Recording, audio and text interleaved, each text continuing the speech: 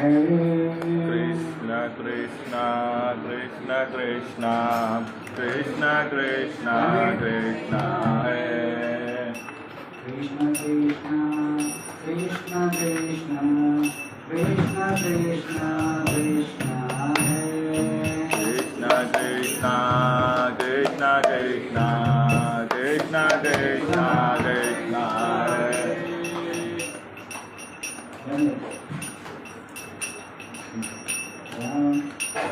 Krishna Krishna Krishna Krishna Krishna Krishna Krishna Krishna Krishna Krishna Krishna Krishna Krishna Krishna Hare Krishna Krishna Krishna Krishna Krishna Krishna Keshava Krishna Keshava Krishna Keshava Pai Mam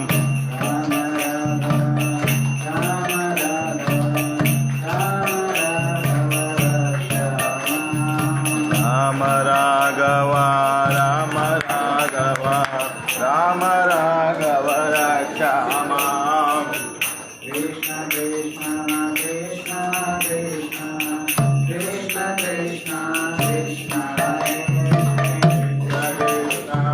Krishna Krishna Krishna Krishna Krishna Rama Rama Rama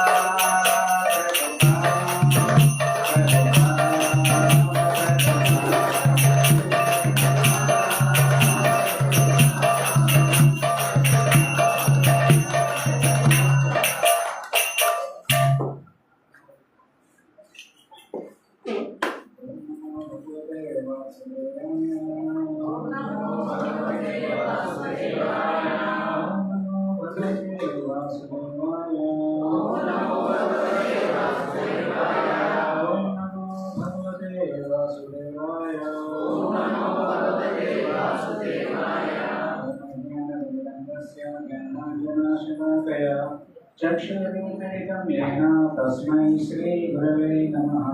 नमो विष्णुपादाय कृष्णप्रेष्ठाय भूतले श्रीमते भक्तिवेदान्तस्वामिनिति नामिने। नमस्ते सारस्वती देवी गौरवाणी नमस्ते गौरसेवाय सदा निवेदितात्मनो विवादो प्रभुपदाभ्यां वर्णाश्रमप्रचारिणे। नमो विष्णुपादाय कृष्णप्रेष्ठाय भूतले श्रीमते भक्तिवेदांत स्वामिनिति नामिने। नमस्ते सारस्वती देवी गौरवाणी प्रचारिणे निर्विशेष शून्यवादी पाश्चात्य देशकारिणे। जय श्री कृष्ण चैतन्य प्रभु नित्यानंद श्री अद्वैत गदाधर श्रीवासादि गौरभक्तवृंद। हरे कृष्णा कृष्ण कृष्ण हरे हरे हरे राम राम राम हरे हरे। हरे कृष्ण। ఇంకా కిచెన్ డిపార్ట్మెంట్ లో స్టవ్ ఆపేయలేదు. మీరు ఆపేసేంత వరకు ఇక్కడ క్లాస్ ప్రారంభించాం.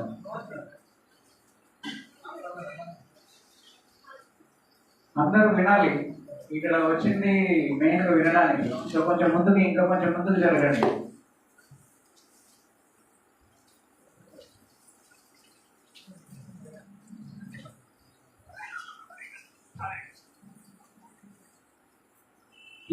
కిచెన్ ఎప్పుడు కిచెన్ లో వాళ్ళు ఎప్పుడు వచ్చి ఇక్కడ కూర్చుంటే అప్పుడే మేము స్టార్ట్ చేస్తాం.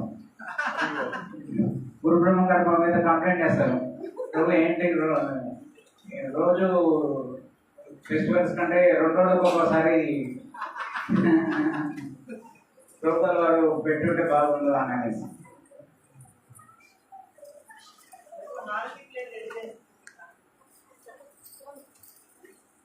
స్టవ్ ఆఫ్ చేయలేరు కదా, ఆఫ్ చేయకుండా ఎలా జరుగుతుంది?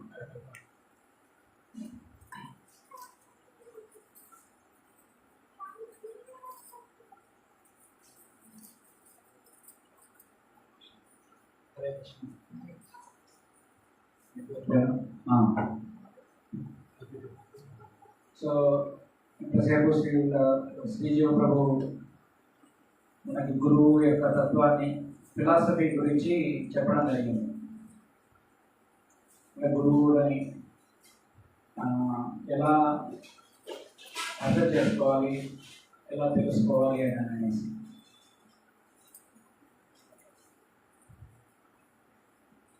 ఇప్పుడు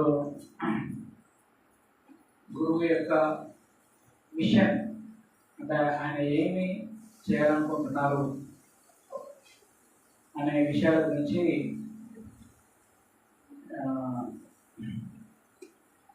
మీకందరికీ కూడా తెలియజేయాలనుకుంటున్నాను అన్నమాట. సో ఎప్పుడైతే ఇలాంటి వైష్ణవుల యొక్క వాళ్ళు ఏం చేశారు, ఎలా ప్రచార కార్యక్రమాలు నిర్వహించారు అనే విషయాలు తెలుసుకున్నప్పుడు విన్నప్పుడు మనకు వారిపైన ఇంకా గౌరవం అనేది పెరుగుతుంది. గౌరవం పెరగడమే కాకుండా మనం కూడా ఎలా ఆ సేవలలో పాల్గొనాలి అనేది నేర్చుకుంటూ ఉంటాం అన్నమాట. సో మన కృష్ణ చైతన్యంలో మనం చేసే కార్యాలన్నీ కూడా పర్సనల్ అంటే వ్యక్తిగతమైనవి అన్నమాట. అంటే పర్సనల్ అంటే మనకు వ్యక్తిగతమైనవి కాదు, ఒకరితో ఒకరికి వ్యక్తిగతమైనటువంటి సంబంధాలను కలిగి ఉండేటట్టుగా చేసేటువంటి కార్యక్రమం అన్నమాట. సో మనం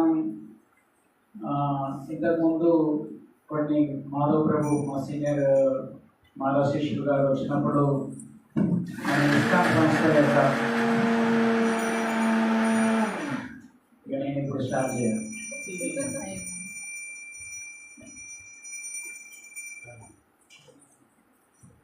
అయిపోయినాయన్నారు, మళ్ళీ మిక్సీలు పడుతున్నారు.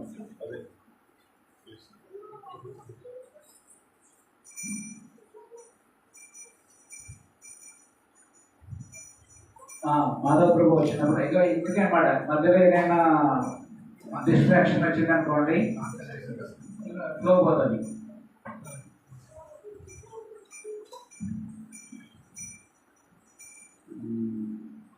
మాధవ ప్రభు వచ్చినప్పుడు మనకి ఈ ఇస్కాన్ సంస్థ యొక్క ఉద్దేశాలు ఏంటివనేసి ఒక 2 విషయాల గురించి చెప్పడం జరిగింది. ఎవరికైనా గుర్తుందా? అసలు ఎవరికైనా తెలుసా ఇస్కాన్ యొక్క ఎందుకు ఇస్కాన్ ఏర్పాటు చేయడం జరిగింది? ఆదివారం అందరికీ ప్రసాదాలు వండిపెట్టగాక.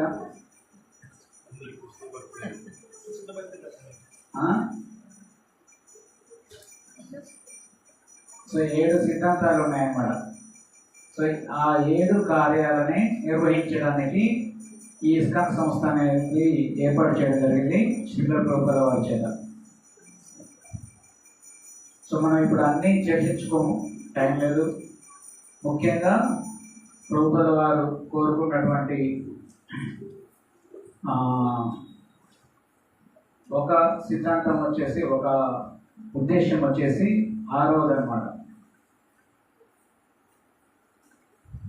సాధారణమైనటువంటి జీవితాన్ని గడుపుతూ భక్తి కార్యాలలో నియుక్తులై ఉండడం. సో ఈరోజు ప్రభుజీ చెప్పారు, మహారాజు గారు ఇండోనేషియా దేశంలో ఉన్నారు. ఆ ఇండోనేషియా దేశంలో ఒక గ్రామాన్ని ఏర్పాటు చేయడం జరిగింది అనేసి. సో ఆ గ్రామం పేరు వచ్చేసి గీతానగరి బారు. ఏంటిది? గీతానగరి బారు. గీతానగరి బారు అంటే కొత్త గీతానగరి. సో ఈ కొత్త గీతానగరి అంటే ఏంటంటే అక్కడ ఆ గ్రామంలో ఉండే వాళ్ళందరూ కూడా ఇస్కాన్ భక్తులే. సుమారుగా 40 కుటుంబాల పైన అక్కడ ఉంటున్నారన్నమాట. అది దాదాపు 2000 ఎకరాల విస్తీర్ణం కలిగినటువంటి గ్రామం. సో అఫీషియల్గా ఇండోనేషియా గవర్నమెంట్ దాన్ని ఒక గ్రామంగా గుర్తించింది. అంటే ఒక 2000 సంవత్సరాల క్రితం, అంటే 2000 సంవత్సరాలు 2000 ఇయర్లో అంతకంటే ముందు అక్కడ ఎవ్వరూ నివసించే వాళ్ళు కాదనమాట. అదొక పెద్ద అడవి ప్రాంతం. సో ఆ అడవి ప్రాంతంలో దగ్గరలో ఒక 2000 ఎకరాలు తీసుకునేసి అక్కడ మొదట ఒక 2 ఫ్యామిలీస్ వెళ్ళి నివసించడం స్టార్ట్ చేశారు. సో అలా స్టార్ట్ చేసి ఇప్పటికి ఎన్ని కుటుంబాలు ఉన్నాయి? 40 మంది కుటుంబాలు ఉన్నాయన్నమాట. సో అందులో ఎక్కువ మంది వాళ్ళకి కావాల్సినటువంటి అవసరాలు ఏవైతే ఉంటాయో, అంటే మనం ఈరోజు మా ప్రభువులు ఈ వంటలు చేయడానికి ఒక 10 సార్లు ఆర్డర్లు పెట్టారు. ఏం కావాలంటే అది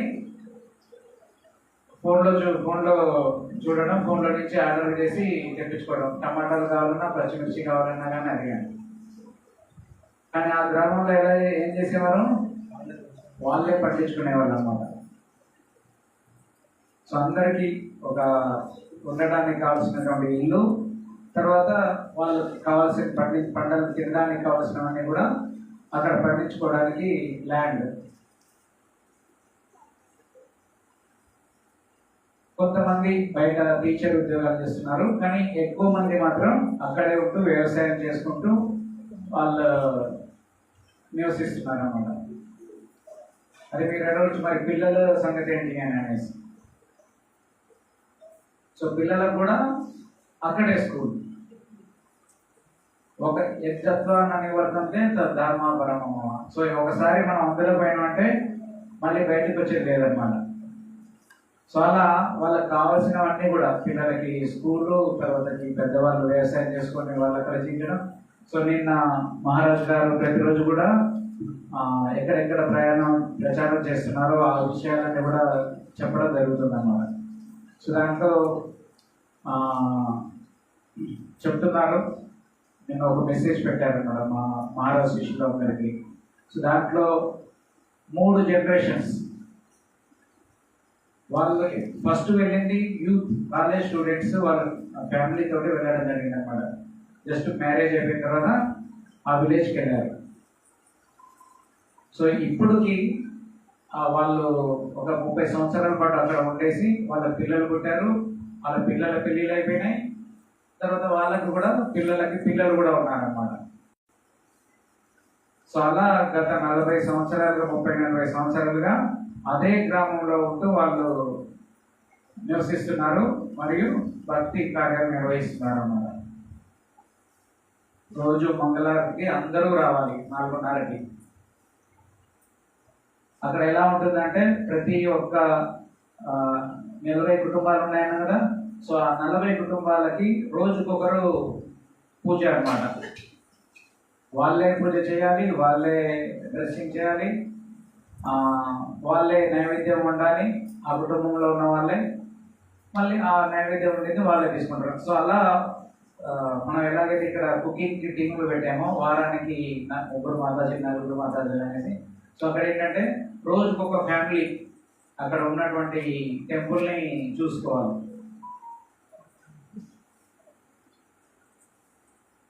సో ఇలా సేవలు చేయడానికి అక్కడ 40 సంవత్సరాలుగా అక్కడ ఇలాంటి కార్యక్రమాలు నిర్వహిస్తున్నారు అన్నమాట. సో అలాంటి ప్రదేశంలో మహారాజు ఈరోజు ఆయనకి మనం ప్రపంచంలో నాకు తెలిసినంత వరకు మాయాపూర్ తర్వాత మహారాజ్కి ఇష్టమైనటువంటి ప్రదేశం ఏంటంటే ఇది గీతానగరి అన్నమాట. సో మనం ఏం చేస్తాం, మన బర్త్డేకి సినిమా పోతాం, లేకపోతే మంచి హోటల్ ఉంటాయి అక్కడికి హోటల్ వెళ్ళి తిని వస్తాం కదా. మనకి ఇష్టమైనవి మనం చేద్దాం అనుకుంటాం. సో అలాగే మహారాజ్ ఏం చేస్తున్నారు, ఆయనకి ఇష్టమైనటువంటి ప్రదేశం అంటే ఆయనే స్వయంగా అక్కడ ఉన్నటువంటి భక్తులందరినీ కూడా ప్రచారం చేసి వాళ్ళందరికీ కూడా గైడెన్స్ ఇచ్చారు. మీరు ఇలా జీవించే వాళ్ళకి తెలియదు. ఇండోనేషియా ఏ దేశం తెలుసా? ముస్లిం కంట్రీ. సో అలాంటి ముస్లిం యువకులకి భగవద్గీతను బోధించి ఈ భగవద్గీత ఎలాగైతే జీవించాలి, అందుకే గీతా నగరి అని పెట్టారు. దాని ఊరు పేరు కూడా ఏం పెట్టారు, గీతా నగరి. గీతా నగరి అంటే భగవద్గీతలో ఏం బోధించారో ఎలా జీవించాలని చెప్పారో అలా జీవించేటువంటి ఊరు అని అనేసి. సో అలాంటి ప్రదేశాన్ని ఆయన తయారు చేశారనమాట.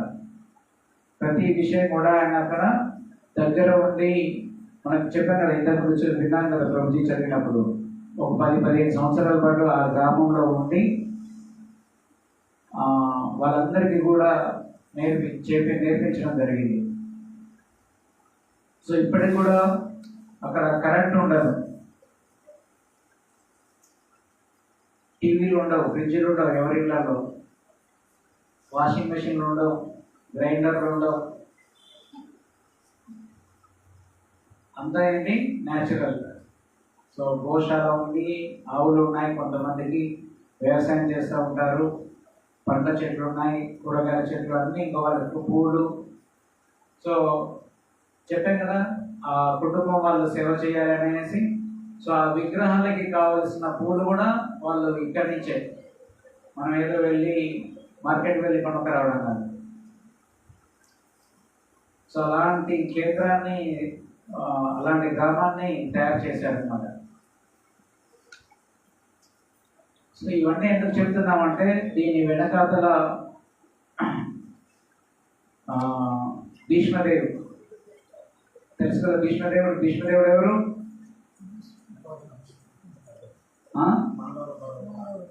పాండవుల యొక్క కౌరవుల యొక్క తాతగారు.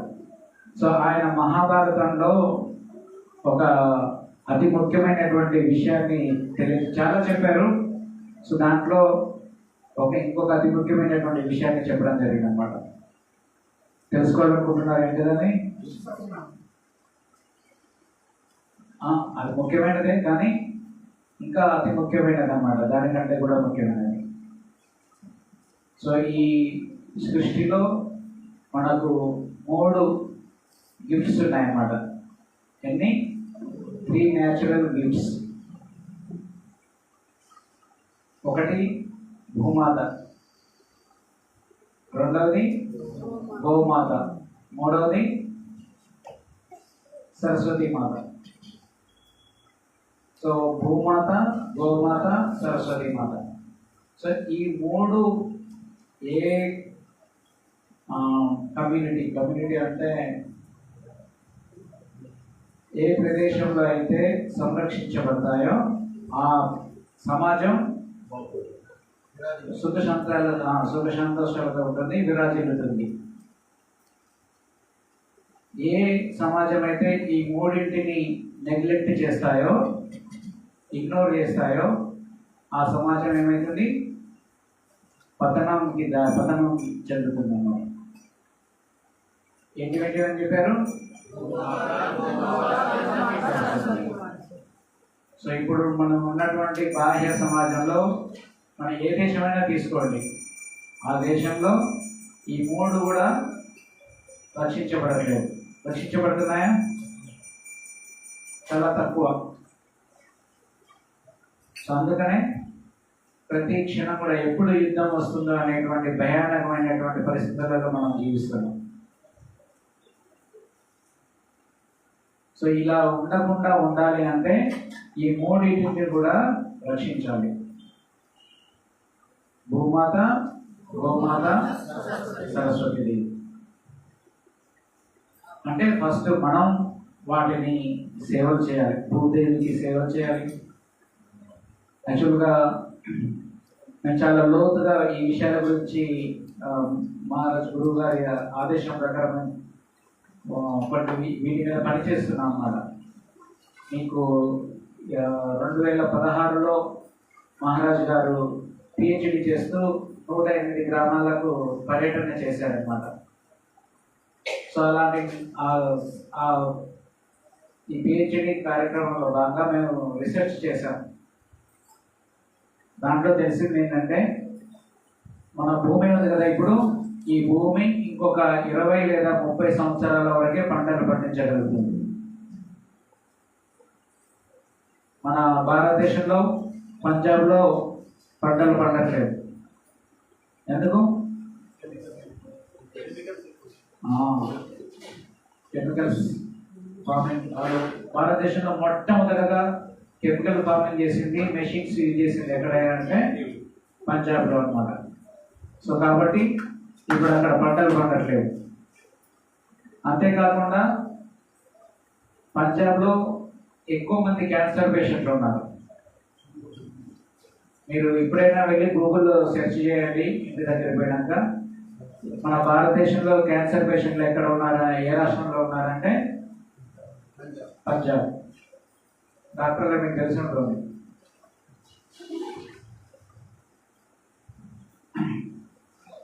సో ఎందుకు మనం భూమిని అంతగా పొల్యూట్ చేసాం ఈ కెమికల్స్ వాడే. ఆ కెమికల్స్ భూమిలోనే కాదు, నీళ్ళలో కూడా వేస్తున్నాం. అవన్నీ ఎక్కడికి పోతాయి? మనమే తింటాం అన్నమాట. కానీ అనాదిగా ఎన్నో వేల సంవత్సరాల నుంచి మనం గో ఆధారిత వ్యవసాయం చేస్తూ మన పూర్వీకులు ఎప్పుడైనా కెమికల్స్ వేసారా? ఏమైనా కూరగాయలు పండించినా, ఏ పండ్లు పండించినా, లేకుంటే ఏ వ్యవసాయం చేసినా కానీ ఏ ఒక్క మందులు వేయలేదు. ప్లస్ నేను ఒక పుస్తకం చదువుతాను అనమాట.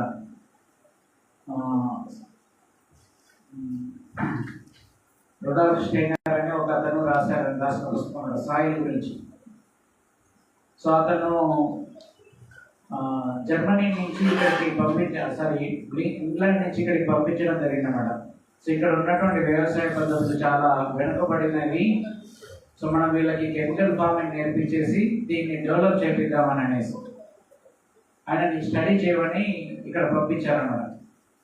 సో కాకపోతే ఆయన స్టడీలో తెలిసింది ఏంటంటే, మనం ప్రతి సంవత్సరం కూడా బయట నుంచి ఎటువంటి ఇన్పుట్స్ వేయకుండా, ఫెర్టిలైజర్స్ వేయకుండా సేమ్ క్వాంటిటీ ఉత్పత్తుల్ని మనం పండించగలిగారు మన పెద్దలు.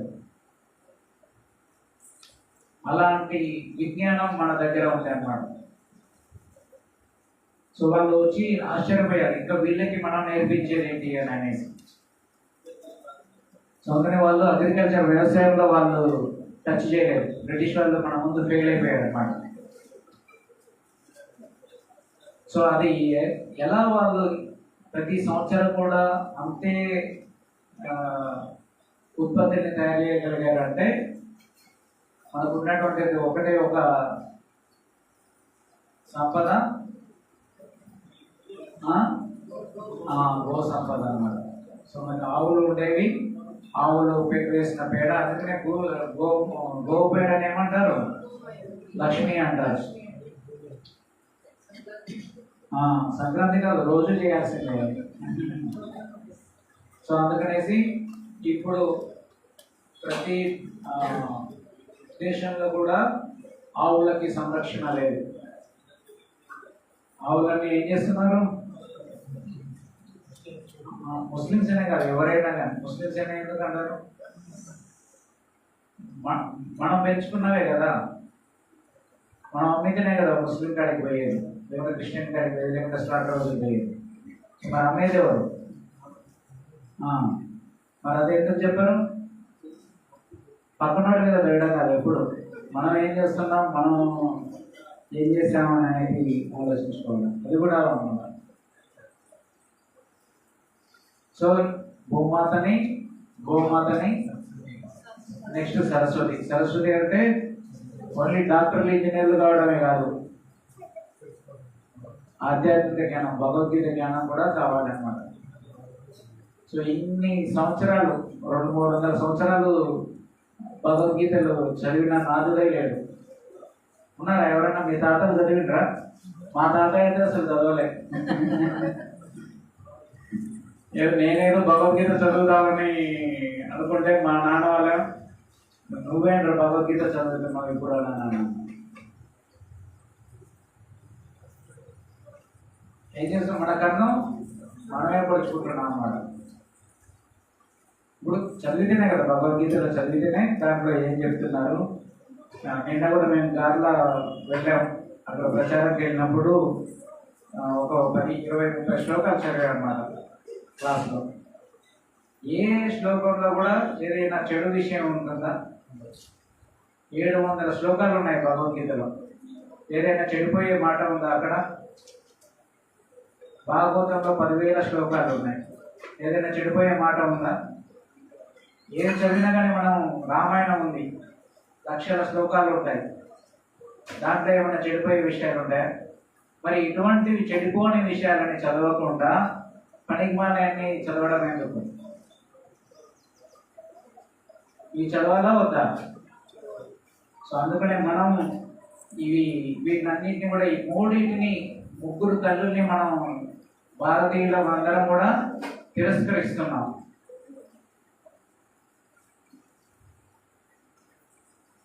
కానీ యుధిష్ఠిర మహారాజు ఏమని చెప్పారు, ఎవరైతే ఈ 3 రక్షిస్తారో, పోషిస్తారో ఆ సమాజం గొప్పగా ఉంటుంది అనేసి.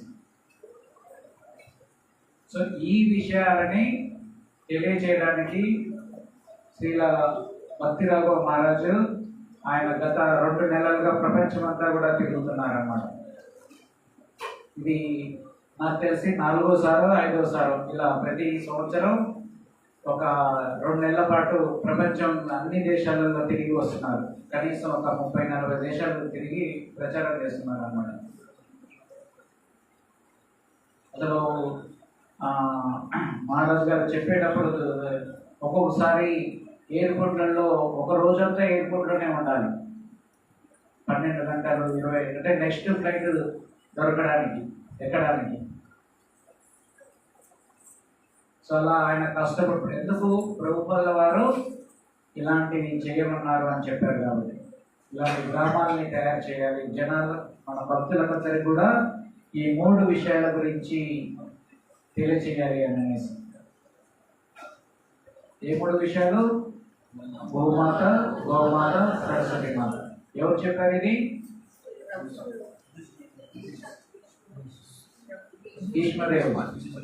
భీష్మదేవుడు చెప్పాడు కాబట్టి మనం చేస్తున్నాం అన్నమాట, చేయడానికి సంకల్పం చేస్తున్నాం.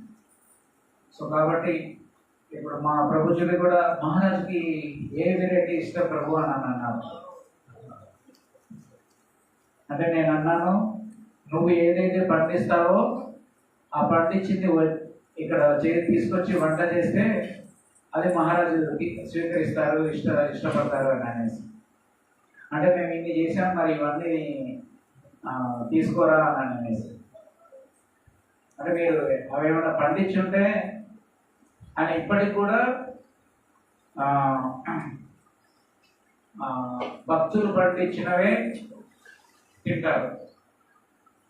మేము చూస్తున్నాం కదా, ప్రతి చోట ఎక్కడ పోయినా కానీ భక్తులు కూరగాయలు పండిస్తే వాళ్ళు ఆ పండించిన కూరగాయలు వండితే తింటున్నారు అన్నమాట. సో అంత నిష్టగా ఉన్నారు. ఓకే, సో ఇది చాలా ముఖ్యం. సో మనం ఇక్కడ ఖమ్మంలో కూడా మనకి చాలా పెద్ద బాధ్యత ఉందన్నమాట. ఖమ్మమే కాదు, అసలు మొత్తం తెలంగాణ అంతా, ఆంధ్రప్రదేశ్ అంతా కూడా మనకు తెలుగు మాట్లాడడం వచ్చు కాబట్టి మనకి ఈ రెండు రాష్ట్రాలలో మనందరి బాధ్యత అన్నమాట. ఈ శ్రీల గోపాల వారి స్టాండింగ్ ఇన్స్ట్రక్షన్ అంటారు, ఆయన ఇచ్చినటువంటి ఆదేశం. సో నేను ఎప్పుడు అనుకుంటున్నాను, ఖమ్మంలో 4000 గ్రామాలు ఉన్నాయి. ఈ 4000 గ్రామాలలో ప్రచారం చేస్తే మన బాధ్యత చేయగలిగితే మనం బాధ్యత తీరిపోతుంది, లేకుంటే మనం చాలా గ్రేట్ అని అనేసి. కానీ ఈ మహారాజు గారు ఇలా దేశ పర్యటనలు చేస్తున్నప్పుడు లోపల అనిపిస్తున్నాం కదా, మనం చేయాల్సింది ఇంకా చాలా ఉంది, చాలా కార్యాలు నిర్వహించాలి. కేవలం ఇక్కడ ఖమ్మంలో 4000 గ్రామాలు కాదు, తెలంగాణ భారతదేశం మొత్తంలో ఎన్ని గ్రామాలు ఉన్నాయో తెలుసా? ఎవరికైనా తెలుసా ఎన్ని గ్రామాలు ఉన్నాయి? 7 లక్షల గ్రామాలు, 7 లక్షల పైన గ్రామాలు ఉన్నాయి. సో ఈ 7 లక్షల గ్రామాలలో హరే కృష్ణ ఇంకా ఖమ్మంకే ఇప్పుడు వస్తుంది ఇస్కాన్. ఇక గ్రామాలలో ఇంకెప్పుడు వస్తుంది ఇస్కాన్? సో ఈ 7 లక్షల గ్రామాలలో ఇస్కాన్ అనేది ఉండాలి.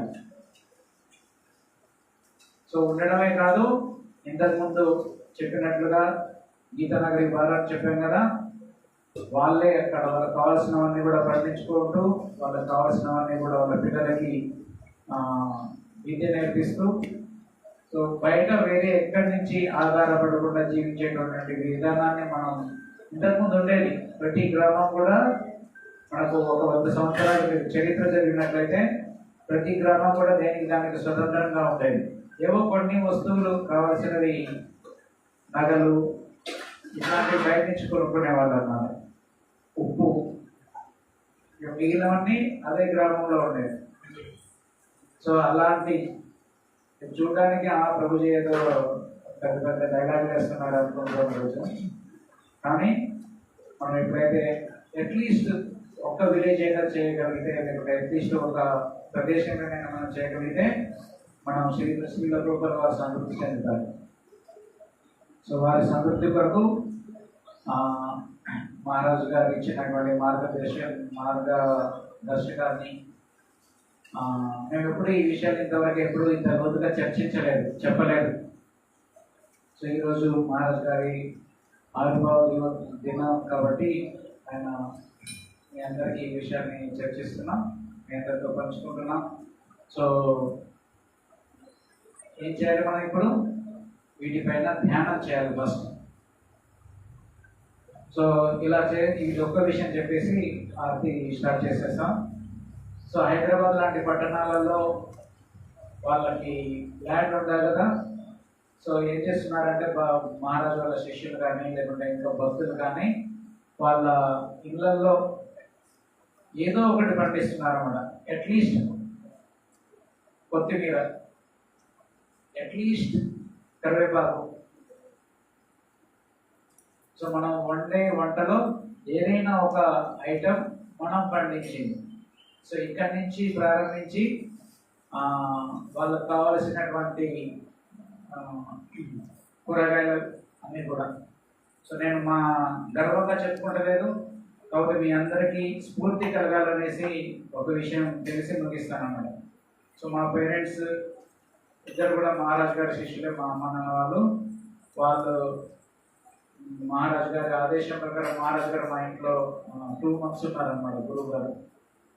సో వాళ్ళ ఆదేశం ప్రకారం వాళ్ళు సుమారుగా 8 నుంచి 9 నెలల పాటు వాళ్ళకి కావాల్సిన కూరగాయలన్నీ వాళ్ళే పండిస్తున్నారు. చిన్న పెద్ద ల్యాండ్ ఏం లేదు, చిన్న ఎంత మన ఈ హాల్లో సగం ఈ హాల్ అంతా ఉంటుంది మా ఇంట్లో. సో అక్కడ వాళ్ళకి కావాల్సిన కూరగాయలన్నీ పండిస్తున్నారు.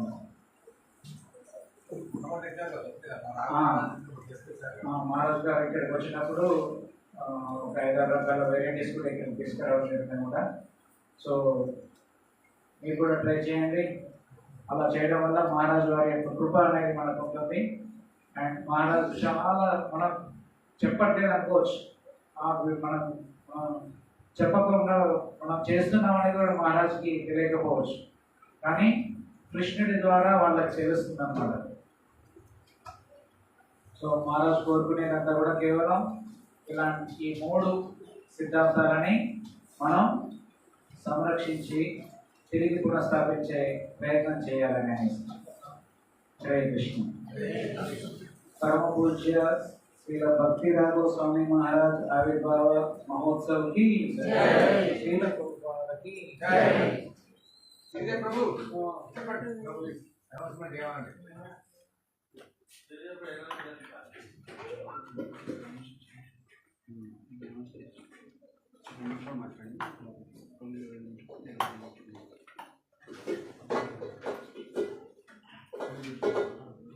సో మహారాజ్ గారి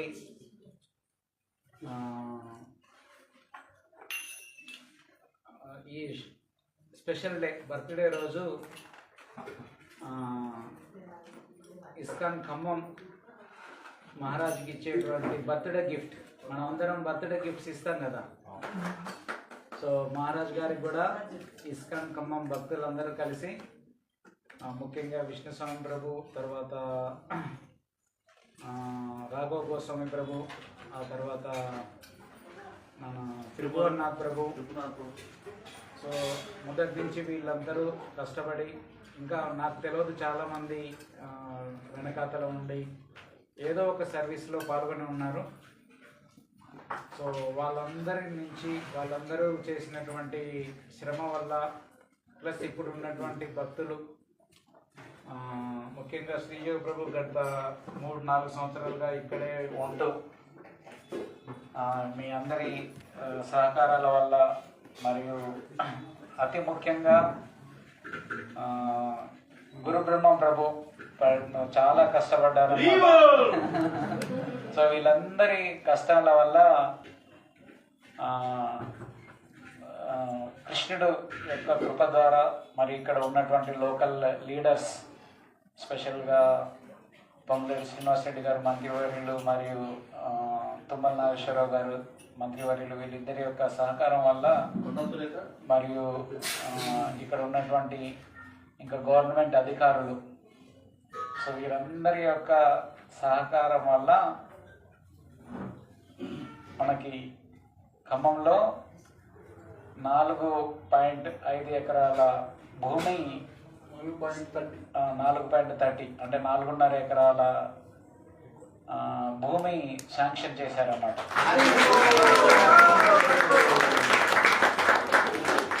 సో మొదట్లో మేమంతా అనుకున్నాం, అంటే ప్రభుజీ వాళ్ళకు కూడా, గురు బ్రహ్మం గారు కూడా డిస్కస్ చేసేటప్పుడు మనకి ఎంత ఒక ఎకరమో అయితే సరిపోతుంది, ఒక గుడి కట్టేస్తే సరిపోతుంది అని అనుకునేవాళ్ళు అనమాట. సో కాకపోతే మనం మామూలు అన్ని మందిరాల్లాగా కాదు, మనకి కేవలం మందిరం కాదు, మనకి చాలా కార్యక్రమాలు ఉంటాయి. సో ఆ కార్యక్రమాలు నిర్వహించాలి అంటే హాఫ్ ఎకర్ సరిపోదు, కనీసం ఒక 10 ఎకరాలు కావాలని కోరుకున్నాం అన్నమాట. సో అయితే కృష్ణుడు మనకి అట్లీస్ట్ ఒక సగం, అందులో సగం ఇచ్చాడు. సో మనం ఇంకా కష్టపడి మంచిగా ముందుకు వెళ్తే కృష్ణుడు మనకి 4000 ఊర్లు ఇచ్చేస్తాడు. సో 4000 ఊళ్ళని భక్తిలో మార్గంలో నడిపించే అది శక్తి ఇస్తాడు. సో ఈ 4.5 ఎకరాలు 4000 గ్రామాలకి కేంద్రం కావాలి భక్తి కార్యక్రమాలు ప్రపంచం. సో మంజులా మాతాజీ, తర్వాత నిత్యముక్త ప్రభు, ఇలాంటి వాళ్ళందరూ కూడా ఎంతో కష్టపడ్డారు, కృషి చేశారు కార్యక్రమాలు నిర్వహించడానికని కానివ్వండి. సో వాళ్ళందరి కృష్ణుడికి తెలుసు ఎవరెవరో ఎలా ఏమేమి సేవలు చేశారు. ముఖ్యంగా ప్రతి వారం కష్టపడి వంటలు వండే టీమ్స్, మాతాజీస్ అందరూ కూడా చాలా కష్టపడి అందరికీ మంచిగా ప్రసాదాలు వండటం చేస్తున్నారు. సో ఇది మనం శ్రీల ప్రభుపాదకి మరియు శ్రీల భక్తి రాఘవ మహారాజ్ మరియు ఇస్కాన్ ఆచార్యులు గురువులందరికీ కూడా మనం ఇచ్చేటువంటి గిఫ్ట్. హరే కృష్ణ. ఇస్కాన్ భక్తవృంద, ఖమ్మం భక్తవృందకి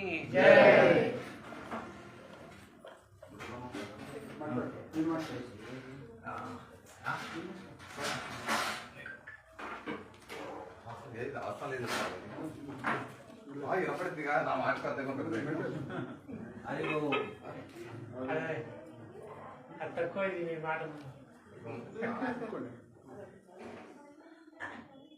మన ఖమ్మం ఇస్కాన్ భక్తులందరికీ ప్రత్యేక ధన్యవాదాలు.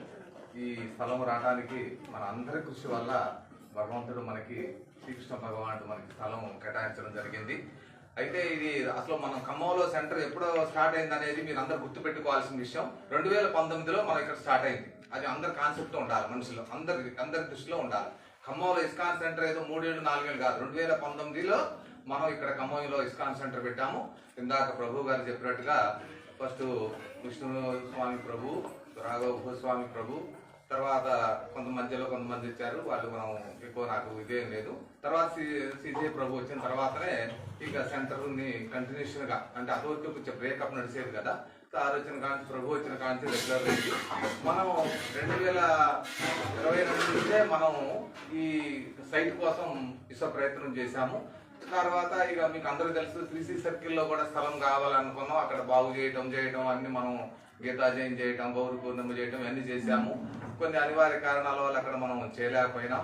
తర్వాత అవన్నీ కూడా కొంతమందికి తెలుసు మీకు. తర్వాత ఇక మనం ఏం చేసామంటే ఎట్లా వెలుగుమట్టలలోనే మనకి భూమి కావాలి ఏదో రకంగా ప్రయత్నం చేశాము.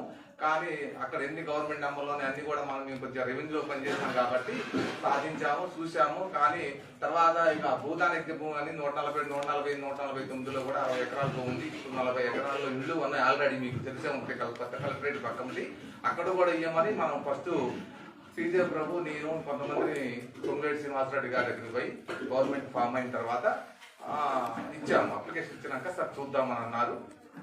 తర్వాత అది ఏమైందంటే భూదాన యజ్ఞ భూమి ఉంది, అది కోర్టు పెండింగ్ లో ఉంది, డబుల్ రిజిస్ట్రేషన్ జరుగుతున్నాయి, అది సాధ్యం కాదని అన్నాక తర్వాత తుమ్మల నాగేశ్వరరావు గారి దగ్గరికి పోయినాం. తుమ్మల నాగేశ్వరరావు గారు కూడా ఆయన వెల్కమ్ చెప్పాడు, చాలా హ్యాపీగా ముందుగా మీకు తప్పకుండా ఇస్తాము ఇస్కాన్ కి, ఆయన భక్తిభావంతో చెప్పాడు. సర్లే అని అక్కడ కూడా రిప్రజెంటేషన్ ఇచ్చాము.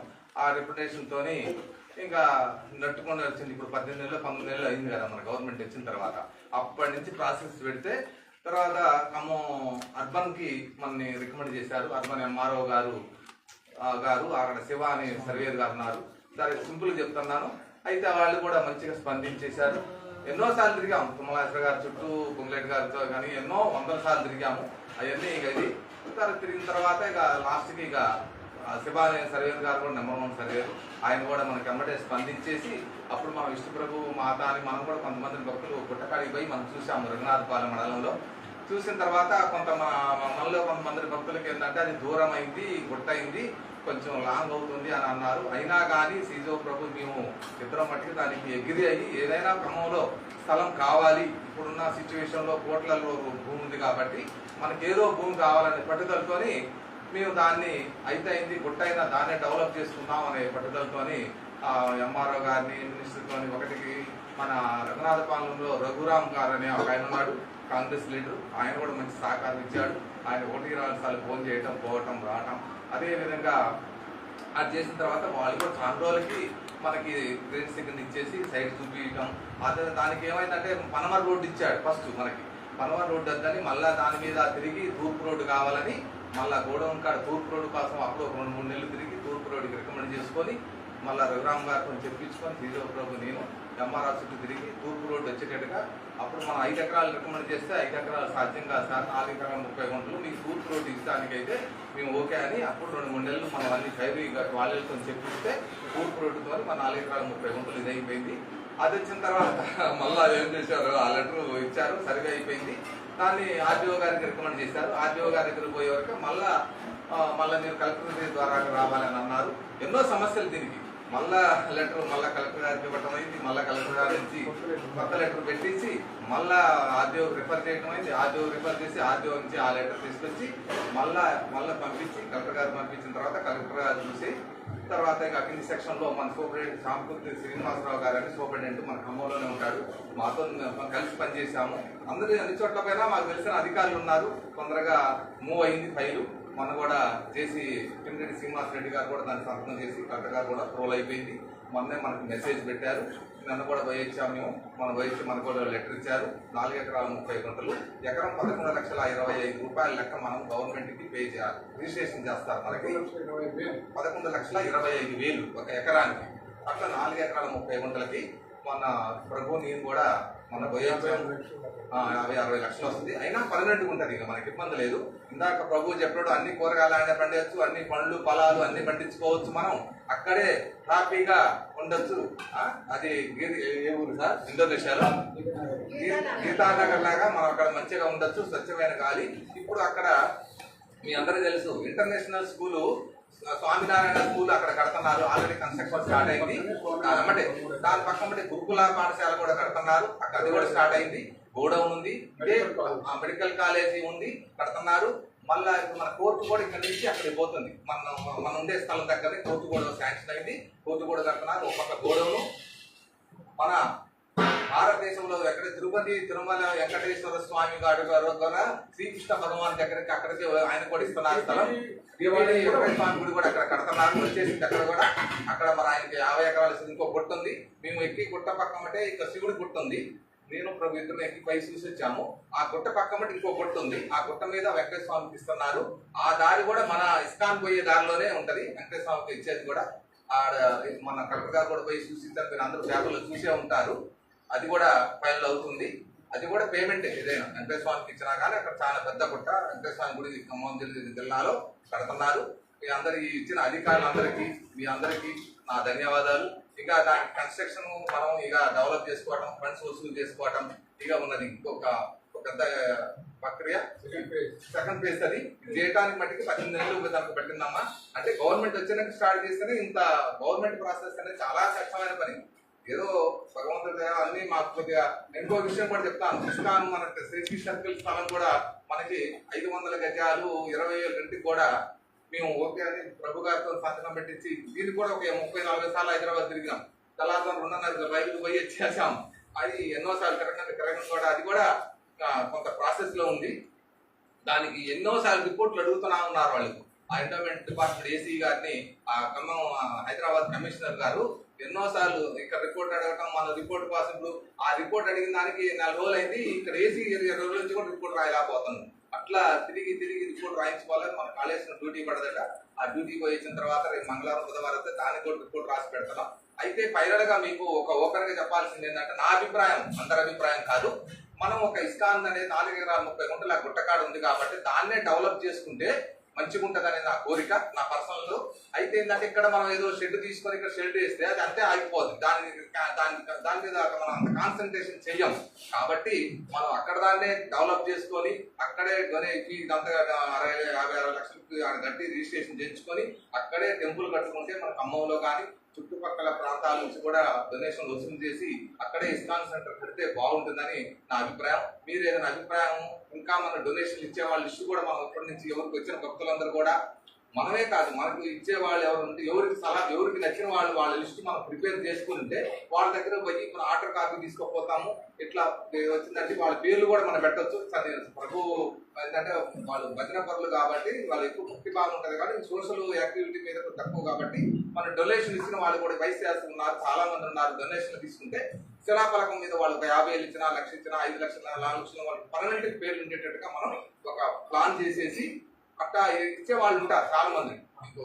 భూమి కింద ఇన్ని ఒక ఎకరానికి డబ్బులు ఇచ్చేవాళ్ళు ఉంటే ఆ విధంగా మనం వసూలు చేస్తే తప్ప 60 లక్షలు 70 లక్షలు వసూలు కావాలి, రిజిస్ట్రేషన్ చేయించుకోవాలి. తర్వాత గుడి కూడా అక్కడే కన్స్ట్రక్షన్ చేస్తేనే మనం నడుస్తుంది. కాకపోతే మన సీసీ సర్కిల్ ఇక్కడ పెట్టుకుంటే ఇంతే నడుస్తూ ఉంటుంది, ఇక్కడ ఎన్ని ఏళ్ళకి ఇంతే పోతా ఉంటుంది. ఇక దానికి మనం ఎక్కువ ఫుల్ స్టాప్ పెట్టలేము. అందుకనే డైరెక్ట్ గా అక్కడికే మనం షిఫ్ట్ అవుతాం, అక్కడే చేసుకుందాం అని నా కోరిక. మీ భక్తులు ఎవరెవరు అభిప్రాయాలు ఉంటే 16 నిమిషాలు మాట్లాడితే మనం ఒక ఒపీనియన్ పొందాం. వైద్యారి ఓకే తర్వాత అయినా సరే మీరు తర్వాత సైడ్స్ రాయండి. ఎవరు భక్తులు ఇచ్చేవాళ్ళు అంటే మీకు తెలిసిన వాళ్ళు హైదరాబాద్ లో కానీ ఖమ్మంలో కానీ కొత్తగా భక్తులు డొనేషన్ ఇచ్చేవాళ్ళు వాళ్ళకి లిస్ట్ చేద్దాం. అమెరికాలో కానీ ఎక్కడైనా అంటే మీకు తెలిసిన పేర్లు పట్టాయి. మీరు రాకపోయినా మేము వాళ్ళని ఎట్లా కంటే చెప్తాం, చెప్పి చేస్తానికి మీ అందరి సహకారం ఉండాలనుకోకుండా ఇదే విధంగా సీజే ప్రభు గారు కూడా నేను అనేది ఇంకో విషయం, సీజే ప్రభుని ఎన్నోసార్లు ఇబ్బంది పెట్టే ఉంటా. ఎందుకంటే ఎప్పుడు పెడితే నాకేం పని లేదు, వారికి ఏంటంటే ఉదయం కలెక్టరేట్ పోదాం సార్ అంటే ఏడపాలు లేదు మాకు కూడా. నేను ఎప్పుడంటే అప్పుడు పోదాం, హైదరాబాద్ పోదాం